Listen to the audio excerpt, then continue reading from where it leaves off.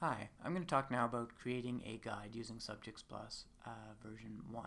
So here we are on the splash page. Once again, you'll see the Guides tab at the top. You have the options creating a new guide, browsing your guides, or this mysterious delicious builder, which I won't mention now. So let's just click this. Here we are on the splash page. We don't really have too many guides now. We just have the one. Over here you'd be able to see all the guides that belong to you, or if you're an administrator you can see all the guides total. So with each of these links you can do something with an existing guide. Here we can check the metadata, which we're not going to deal with now, and you can delete the guide that way. You can also check your links over here. You can view the public guide, and then here you can edit a guide. But let's make a new one. So create new guide. So we're going to call this one the new guide, PNG. The short form is what will appear in the URL that the public sees, and we'll say it's a topic guide. We won't publish it yet. It has my name by default showing up under staff, but you can add another staff member if you want that way. You can also adjust the size of the guide. By default it's 70% for the main column, 30% for the right column, but you can tweak that if it makes sense for you. But we'll just leave it like that for now. So we hit save now, and it says thy will be done, and if we click the view your guide, it will take us into the guide.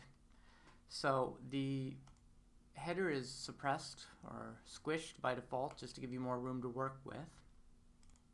And you'll see these two drop zones, the left for the main column and the right for the right hand column.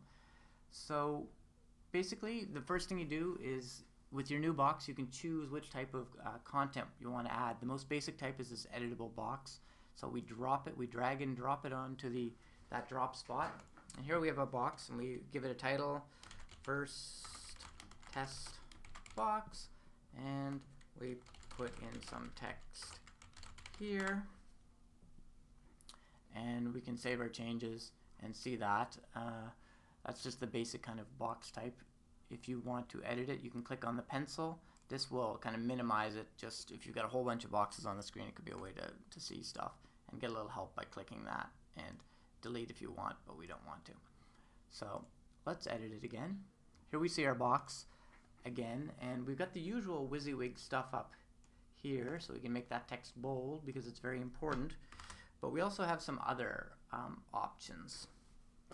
We have this box, which if we click it, it allows you to use a token from basically something in the records tab. So I'll do a search for record because I know I've got a couple with that name. So say I want to insert the sample record into this. I do that, it inserts this inscrutable token, which we don't want to touch for fear of messing things up. But if we save it, it will actually insert the most up-to-date version of that item, the sample record. Let's see what else we can do.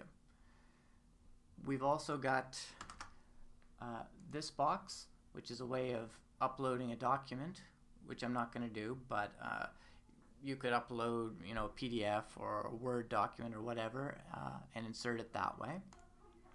The next thing is you can insert some FAQs. We only have one FAQ, as you may recall from a previous video, but let's try inserting that one. Again, it puts in a little inscrutable token.